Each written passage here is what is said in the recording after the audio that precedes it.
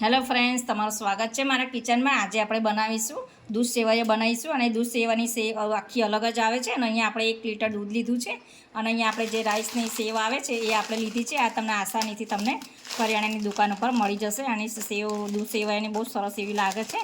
તો આવી સેવ તમે ચોક્કસથી બનાવજો અને આપણે કેવી રીતે બનાવી એ તમને હું બતાવી દઉં। અહીંયા આપણે પેન મૂકી દીધું છે અને અહીંયા આપણે 1 લીટર જેવું આપણે દૂધ લીધું છે।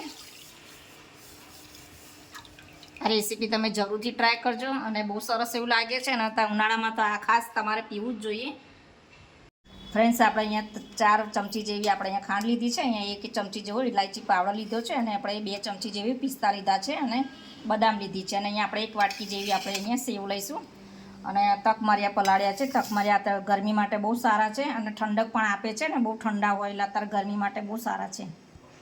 દૂધ આપણું સરસ એવું ગરમ થઈ ગયું છે ને આપણે અહીંયા 1 વાટકી સેવ આપણે આની અંદર એડ કરી દેવાની છે અને આપણે આ ખાંડ પણ અંદર એડ કરી દઈશું 4 ચમચી જેટલી। તમારે ગળ્યું વધારે ખાતા હોય તો તમારે અંદર ઉમેરી દેવાનું અને આપણે બદામ પણ થોડી અંદર ઉમેરી દીધી છે ને પિસ્તા। હવે આપણે મિક્સ કરી દઈશું બધું। ગેસની ફ્લેમ એકદમ ધીમી કરી દેવાની છે જેથી સેવ એકદમ સરસ રીતે ચડી જાય।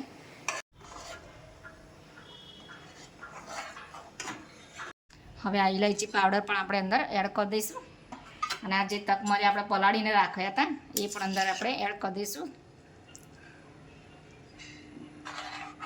અને આની અંદર તમે ઠંડો આઈસ્ક્રીમ અંદર ઉમેરશો તો વધારે સરસ એવું લાગે। આપણે અહીંયા ફ્લેવર લાવવા માટે આપણે અહીંયા કસ્ટર્ડ પાવડર ઉમેર્યો છે। વેનીલા કસ્ટર્ડ પાવડર આવે છે એ આપણે અંદર 2 ચમચી જેટલો ઉમેરીને દૂધમાં આપણે અંદર મિશ્રણ કરી દઈશું અને સરસ પણ સ્વાદ પણ એવો આવશે અને કલર પણ બહુ સરસ એવો આવશે। હવે આપણે એને ગેસની ફ્લેમ એકદમ ધીમી રાખવાની છે અને 10 મિનિટ માટે આપણે એને ઉકાળી દેવાનું છે જેથી સેવ એકદમ સરસ એવી ચડી જાય। ફ્રેન્ડ્સ, આપણે દૂધ સેવૈયા તૈયાર થઈ ગયા છે અને હવે આપણે ઠંડી કરીને આપણે એની અંદર બાઉલમાં સર્વ કરી દઈશું અને ઠંડી બહુ સરસ એવી લાગે છે અને ગરમીમાં તો બહુ મજા આવે છે પીવાની। હવે આપણે એની અંદર બદામ અને પિસ્તા સર્વ કરી દઈશું અને આની અંદર તમે આઈસ્ક્રીમ નાખીને ખાશો તો બહુ વધારે સરસ ટેસ્ટ એવો આવશે।